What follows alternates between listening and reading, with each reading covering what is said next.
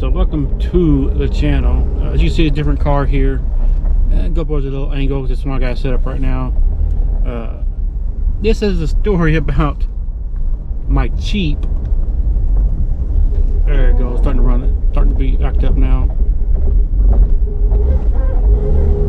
My Jeep Cadillac ATS with some issues.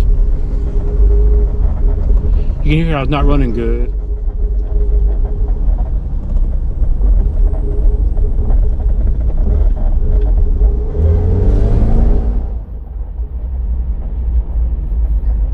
Until it gets heated up. Once it gets heated up real good, that's when it starts to work better.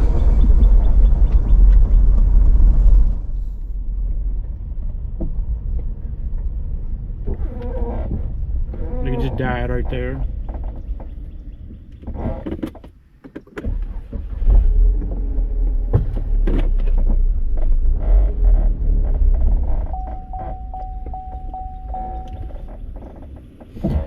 Might be not so easy to do this.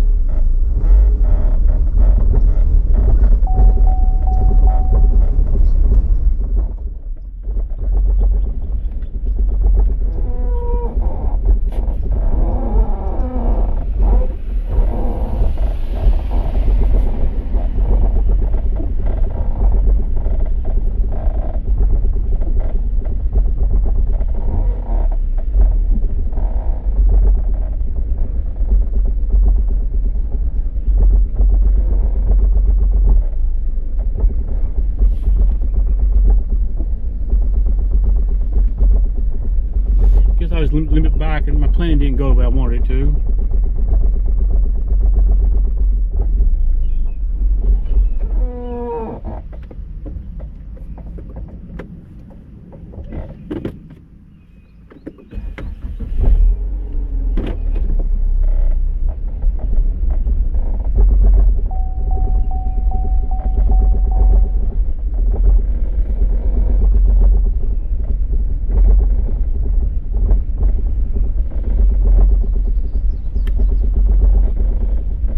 But this is the problem we're having, sort of.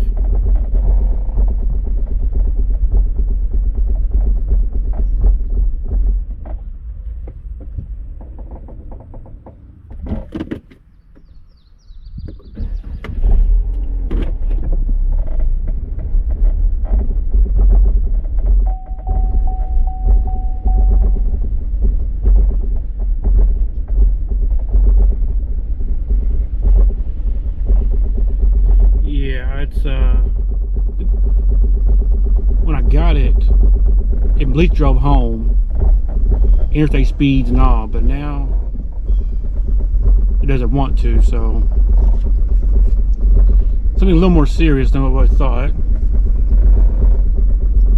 I'm having to limp it back. I didn't leave the neighborhood yet.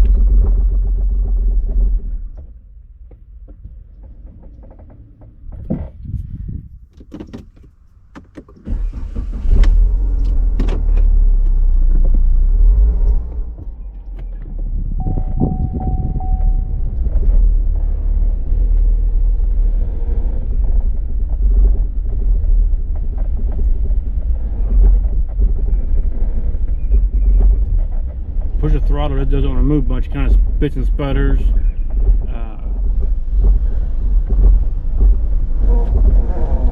Let this car go around me.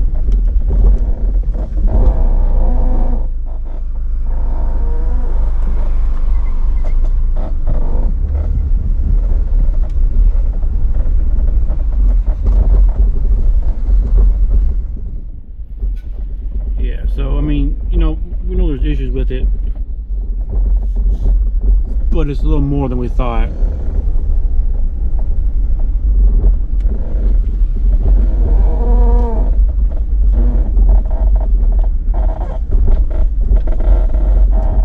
It's a no-go.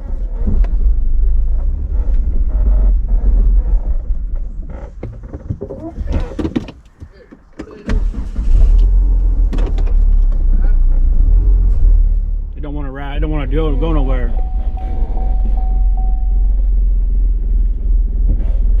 Do you want to put regular gas in it? We got gas cans. No.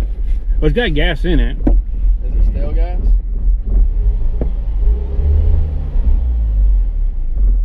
Is it stale gas or no? Part of it was, but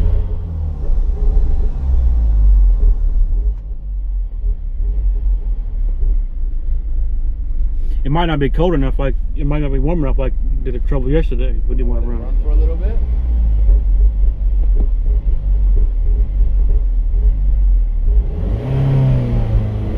Hold on. Do that again. Do what? Straight down. How you just did. That is. That's all the way down.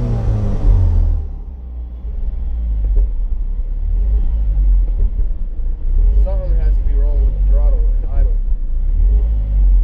It's one of them sensors up there. One of the sensors is. Because if you're pressing that all the way down and it's doing that, something smells like it's burning. Does now. Something smells like it's burning. You can smell it in there too, can't you? I can now. I can, yeah. Now you see it all smelling yesterday? That's what I kept smelling yesterday whenever I was over here.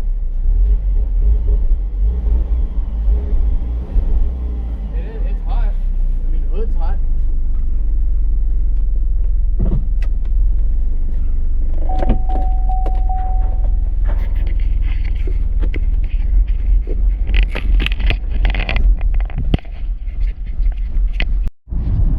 Alright, so here I'm back in the Jeep. I'm heading back home now.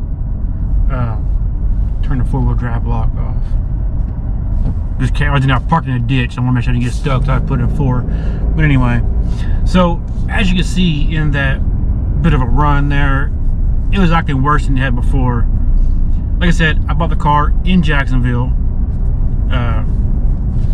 Brother-in-law took me down to pick it up, to look at it. We decided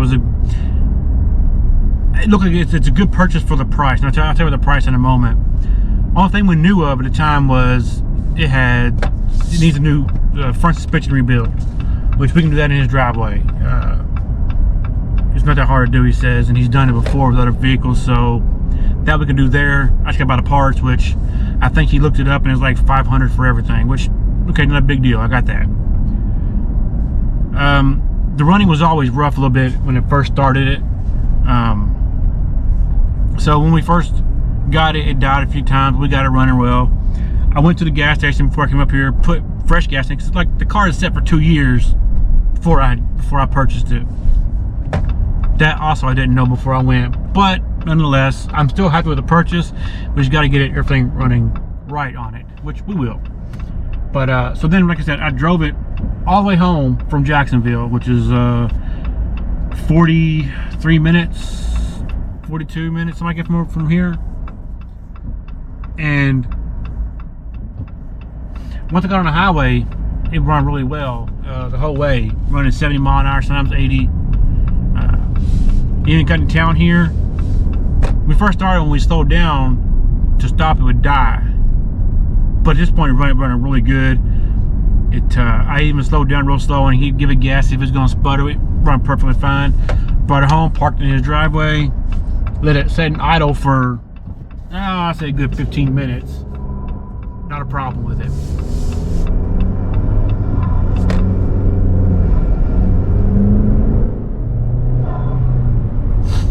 So, back over the day after that, I took it off work. The next day I went over.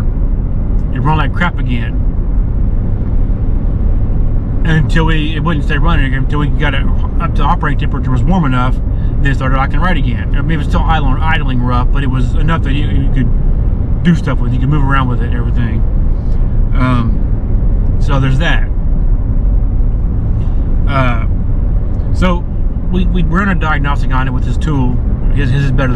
He has a better diagnostic tool than I've got. So, but you hear guys say that all the time. But it threw up 3 codes 3 different times, and the codes it threw up they were all sensors that could cause the issue we're having with it. He wanted to take it to someone he knows to have a full, thorough diagnostic, someone who specializes in GM products. Well, as you can see in the video, I tried to take it for a ride. It was stubborn. I had to limp it all the way home. You've seen the whole footage there. Might be a little boring to you guys, but I wanted to bring you along on this journey, show you where we're starting at and where we're going to end at when we finally get it all finished.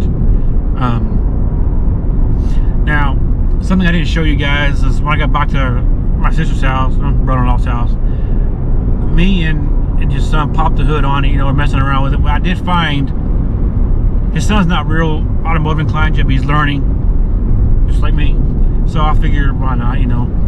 We're looking around. We did find that some fuses and relays are missing from the underhood fuse box that might be important and could possibly maybe cause this issue. So I'm going to run that past my brother-in-law later on and see what he thinks. Maybe we'll go that route before we go replacing our stuff, because it can be something simple for all we know, you know? Now, for the question that all y'all might be wondering is the price. Well, before I say the price, just know the car is a 2014 Cadillac ATS. It's got a 2-liter turbo. Where I bought it from a place you buy, it's like a just a small car dealer. Only cash. Probably they only sell cash, you know, no financing. And they had, before trying to figure out everything working on the car, they replaced the motor and the turbo. Not brand new, obviously, but I had the intake off the other day, yesterday, and the turbo looks really good, so it couldn't be that used. So now the price of the car I paid was $3,700. That was it. Some might think I paid too much for it, but I seem to think that with giving issues, that was probably the right price, because even with running well, with the amount of mileage it has, which it reads 152,000, but I'm thinking that being the motor is not the one that came in, it may not be as much. I don't know. But one without those mileage, I looked up and said they're selling for almost 9,000, so it's at the high end. The only end being down closer to 6 and 7. So either way, I got a good deal on it, I think, because once we get the engine part figured out, then the front end will be nothing. So yeah, I mean, I just wanted to bring you guys along for this and show you, kind of document this journey that I'm having with a car that I've never had before. I've never had a Cadillac. I have plenty of GM products, but never a Cadillac. And believe it or not, even with the suspension making noises, and you can probably hear it in that video. Driving home the other day from Jacksonville, I think it was so smooth. I don't know, I should tell you, the driving experience was great in it. You gotta figure out why it's not want to run right. I'm thinking one of those fuses is the answer, or relays, because there's a couple fuses that relate to a relay that are both missing. Makes you want to think about that, right? So anyway, I want to thank you for coming along on this journey, and like I said, there's going to be updates to this video, to this journey, because it's going to be interesting, tongue-tied, to see where we go with this. And you know, once it's fixed and everything, there'll be more videos on the car as a journey of how I do things. So until next time, I hope you all have a blessed day, and if you are new to the channel, subscribe and you won't miss any of the journey. Sounds good, right? See you in the next one.